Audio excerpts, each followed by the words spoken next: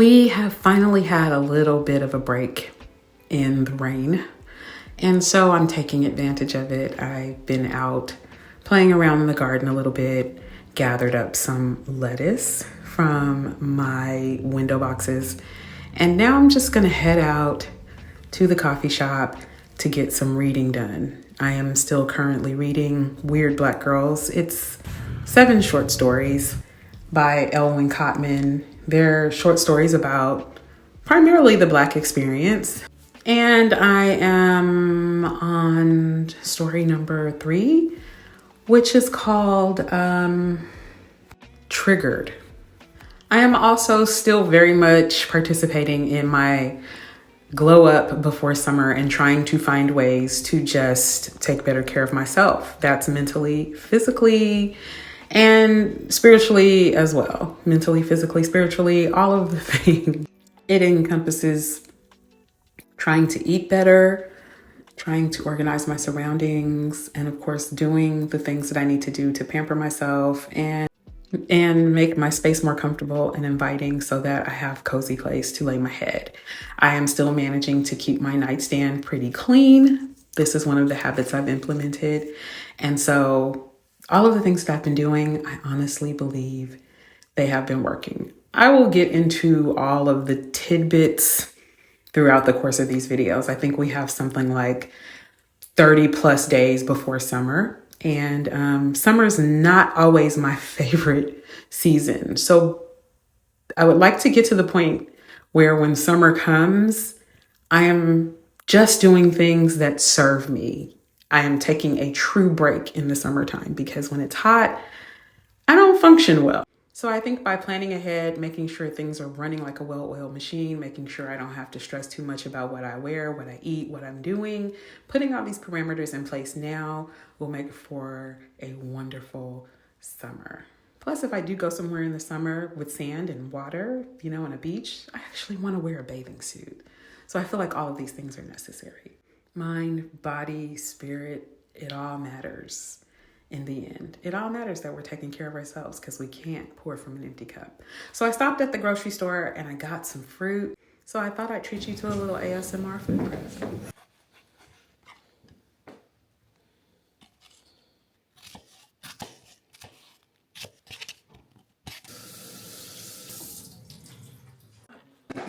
It is.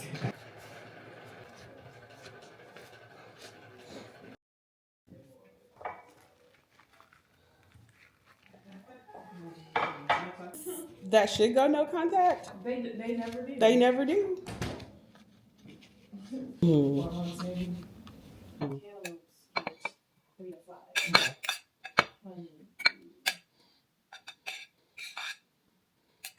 And energy is 3, 4. Okay. Wow. Okay. Well, it'd be great to see how long do they take again. Okay. That's it.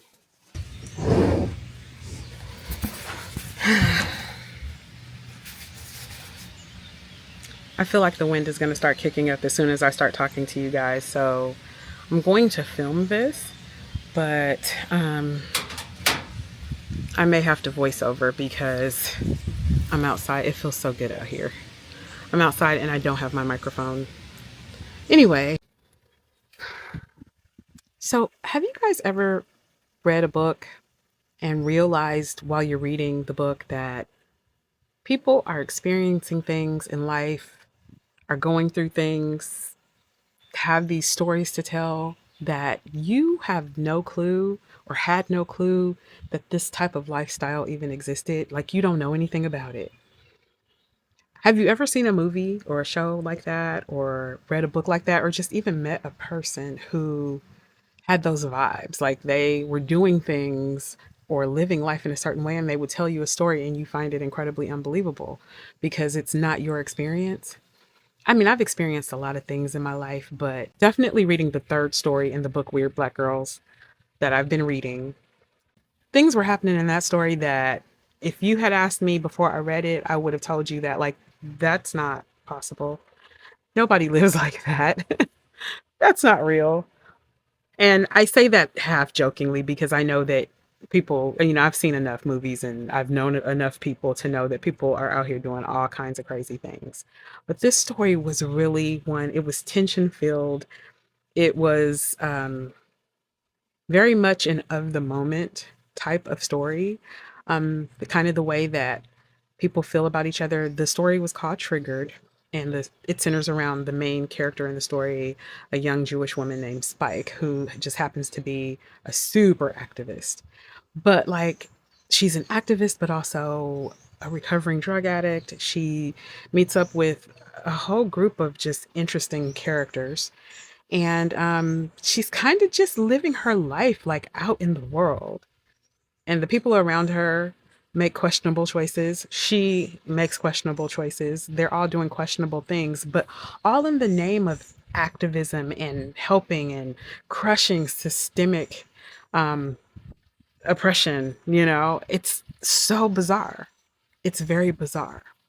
Like, there's a there's a portion of the story where she's actually stealing to help out inner city children,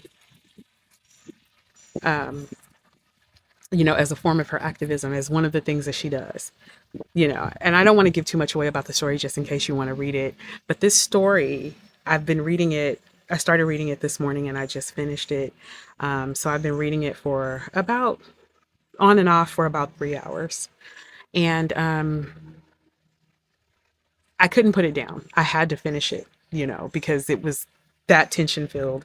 It was that good, you know. Uh, it was that good. There's one character that is absolutely infuriating, but also kind of the scapegoat too, because she, while being a bad person, she's allowed to do the things that she does because the people around her are also not the greatest of people either, if you get my drift. So it's kind of one of those things where she's not the worst. She's a bad person, but she's more like the worst person. Like, to me, everybody is a little bit questionable in this story and they make questionable choices.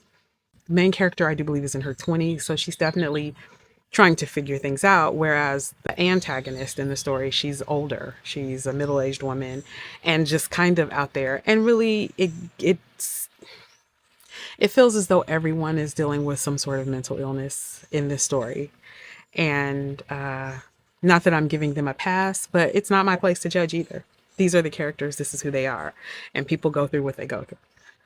It was just very intriguing, and it just got me to thinking like how my life is nothing like this, and not that, and how our experiences are all different.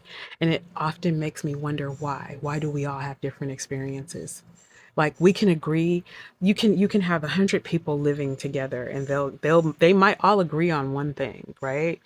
And that's usually what brought them together.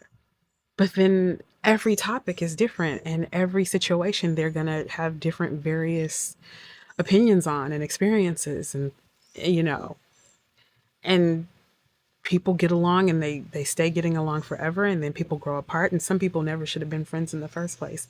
But I think we're all having different experiences, and it makes you wonder why, and it makes me wonder why. And it makes me also think that we are meant to be having these different experiences, and we are meant to be sharing with one another and learning from one another. But in this particular book, like, they all just irritated each other to no end. And, a couple people didn't make it that started at the beginning of the story. They didn't make it out alive. And so it's a very interesting story. There are drugs involved. There's lots of theft involved. The story is called Triggered, and there are some very triggering things in the story as well. I think the story speaks a lot to how you could be wanting to do good things, you could have good intentions, and still end up making mistakes and bad choices. And you're not always as great as you think you are. And maybe we're all just really trying to survive. That's my takeaway from that story. I am enjoying it. I am enjoying the book very much. I have 3 stories left. I want to try to finish this book today so that I can start another book. Because remember, I have this overly ambitious reading goal for the month of May. And we're right at the halfway point of May, and I'm only 3 books in. No, I'm only 2 books in. Luckily, these deadlines and these goals are just arbitrary. Otherwise, I'd be in a pickle. All right, I'm gonna go grab something else to eat and maybe watch some YouTube, and then I'll pick up my book and let you know how it's going.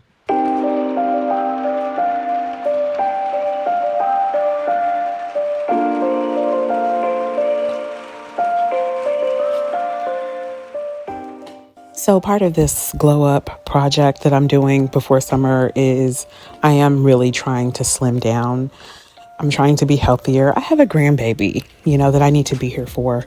And so I'm really trying to do better with my eating and move a little bit more. I'm not so good at that part yet, but we're working on it. But mostly doing better with my eating. Also just not snacking a whole lot and not eating a bunch of junk, which for the most part, I think I'm getting the hang of.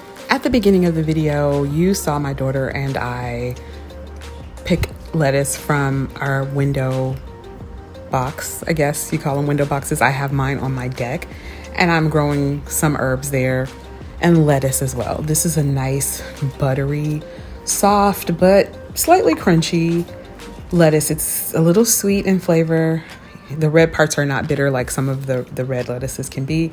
It's a very nice, buttery, leafy lettuce, and that's kind of what they sold us, a leafy lettuce. It has no real name, but I'm sure some of you out there who grow things will probably know the scientific name for this particular lettuce. In any case, I love it. It's very buttery and it grows pretty fast. So if I want a fresh salad with fresh lettuce, I can just go harvest it now right off of my deck, which I am loving. I also have basil, rosemary, a little cilantro, and various other items that we are growing. I received a request to show my daughter's food garden, which I will love to do. I just need a little time, obviously. And also, I am still going to do that video with my plants. Anyway, I decided to have a beet salad. And on this salad, I just have the lettuce we picked from the window box. I have some beets. I have feta cheese crumbles. And I have these little packets of like nuts. And one of the packets has pecans. So I just took the pecans and I crushed those up, which you'll see here in a minute, and sprinkled them all over the top of the salad. A couple of those packets also have dried cranberries. So I put the dried cranberries in there too. Truly, you can make this salad any way you want. I really love beets, so I thought this would be a perfect light lunch. It was really lunch, but I also ended up having a sandwich later as well, but it was the perfect light lunch. And I love the Ken's Sweet Vidalia onion dressing. I could have made my dressing from scratch. I have made dressings from scratch. I will continue to do so, but sometimes I don't have the time to do that or don't want to take the time to do it. And so in this instance, I decided to just use the store-bought Ken's dressing, which the Sweet Vidalia onion is so good. It's actually one of my favorite dressings. You can also use a balsamic vinaigrette. It would also taste really, really good on this salad. I mean, you can really do whatever you want, but I just thought it was a healthy option. And I also got the Wild Wonder soda, probiotic soda, because I have been drinking more of those, just kind of getting my gut health in order. It is a process though. I'm trying to get more plants and fruit and nuts, things that, grow out of the ground. I'm trying to get those in very fresh, but also sometimes you need something pre or probiotic. And because I love soda, it's one of my favorite things. I'm trying to drink healthier sodas because I love anything fizzy and a little sweet. So this salad is so yummy, and I could eat it every day. Something about beets and lettuce and that crunch of the pecans and the feta, it's just perfection. So I'm going to get back into my book and leave you here.